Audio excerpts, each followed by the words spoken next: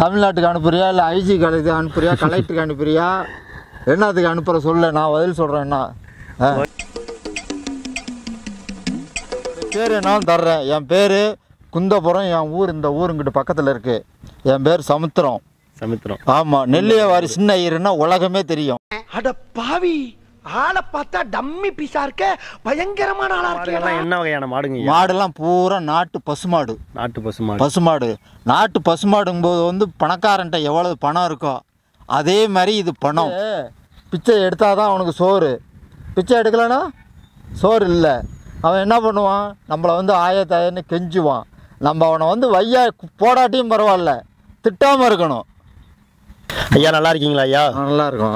ஐயா பார்த்தீங்கன்னா நம்ம ஏரியா சைடு எத்தனை கிடை மாடுங்க ஐயா மேயுது? சரி, இங்கே ஒரு 250 மாடு, இங்கே ஒரு 150 மாடு மேயுது. 150 மாடு மேயுது. இது எல்லா நாளும் இங்கே தான் மேயுமாங்க ஐயா? இல்லை, எல்லா நாளும் இல்லை. வயக்காடு வந்து நட்டாக்க இங்கே மேய முடியாது. ஓ, வய நடுவாங்கங்களா? ஆமாம். இதெல்லாம் புள்ளம்படி வாய்க்கா பாஸ் ஆனோம்.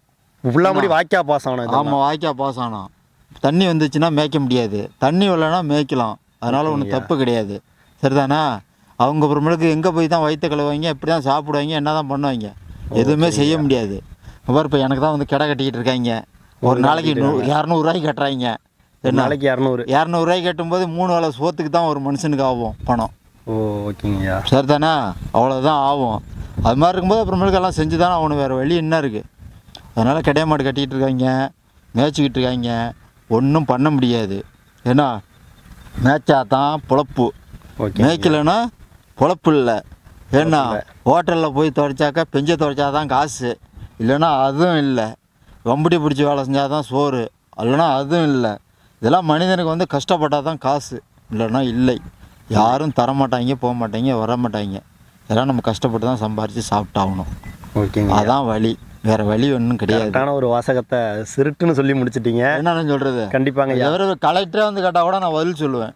ஓகேங்க. இப்போ பார்த்தீங்கன்னா இங்கே மேயிற மாடுகள்லாம் என்ன வகையான மாடுங்க? மாடுலாம் பூரா நாட்டு பசுமாடு. நாட்டு பசுமாடு. பசுமாடு நாட்டு பசுமாடுங்கும்போது வந்து பணக்காரன்ட்ட எவ்வளவு பணம் இருக்கோ அதே மாதிரி இது பணம்.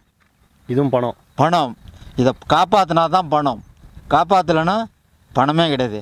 மனிதனுக்கே சோறு, காப்பி, டீ, தண்ணி இல்லைன்னா எப்படி பிழைக்க முடியும்? பிழைக்க முடியாது.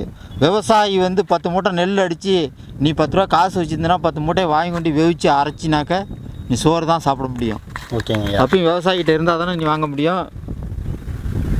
சரிங்க. விவசாயிகிட்ட இல்லைன்னா வாங்க முடியாது.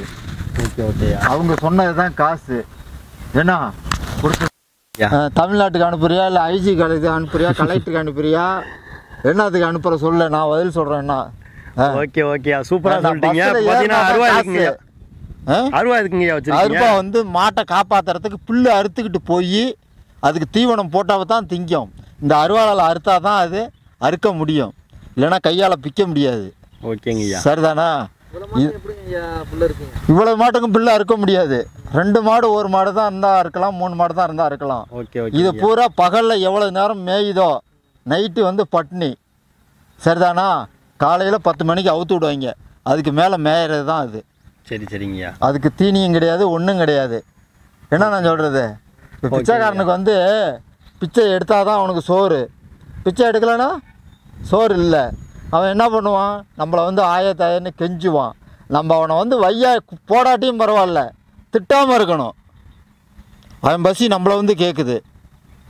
எப்படி? நம்ம முடிஞ்சால் கொடுக்கணும், முடியலன்னா வேணான்னு சொல்லி நீ போப்பான்னு சொல்லிடணும். அவனை போய் அடிக்கப்படாது, வம்புழுக்கப்படாது. சரிங்கய்யா. சரிதானா? நீ வம்புழுத்தினா போனீனாக்கா அவன் நம்மளை போய் எவுத்தானாலும் மண்ணை அறிவிச்சுட்டு போவான். இந்த தையலி என்னை வந்து சோறு கட்டத்துக்கு அடிக்க வந்துட்டான்னு சொல்லுவாங்க. அது தப்பு.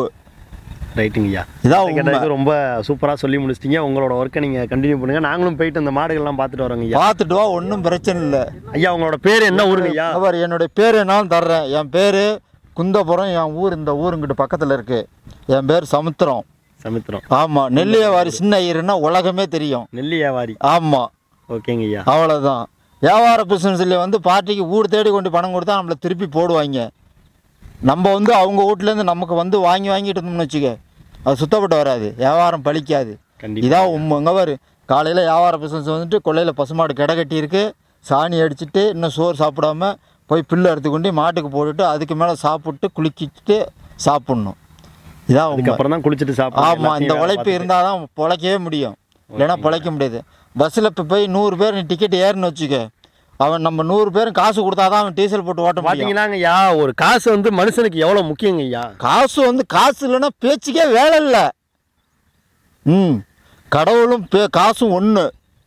காசு இருந்தால் எதைனாலும் வாங்கலாம், காசு இல்லைன்னா வாங்க முடியாது. அரை கோடிங்கிறத முழு கோடி கூட கொடுத்து வாங்கலாம். பணம் இருந்தால் தான் வாங்கலாம், பணம் இல்லைன்னா எப்படி வாங்குவேன்? சரிதானா? அதாவது வந்து பெரிய பணக்காரன் கோடீஸ்வரன் கூட இருக்கலாம், தப்பு கிடையாது. அவங்களுக்கு ஒன்று ஒரு கஷ்டம் ஒன்று வந்துன்னு வச்சுக்க, அண்டா குண்டா கூட அட வைக்கிற மாதிரி கூட வந்துடும் சூழ்நிலை. இதான் உண்மை, இதான் பேச்சு. சரிதானா? 4 பேராக சேர்ந்தால் தான் தலைவராக ஆக்கலாம், எம்எல்ஏவும் ஆக்கலாம். என்ன, நல்லா படித்தாதான் கலெக்டராகவும் ஆகலாம். சரிதானா? பள்ளிக்கூடத்தை செவுத்த போய் முட்டிக்கிட்டு இருந்தோம்னா போதாது, புக்கு எடுத்து படித்தாதான் ஆளாகலாம். இதான் உண்மை, அதில் ஒன்றும் மாற்றமே கிடையாது. சந்தோஷங்க ஐயா உங்களை பார்த்தது. சரி, எங்கே வேணாலும் அனுப்பு. கண்டிப்பாங்க ஐயா. சரிதானா? இந்த மாதிரி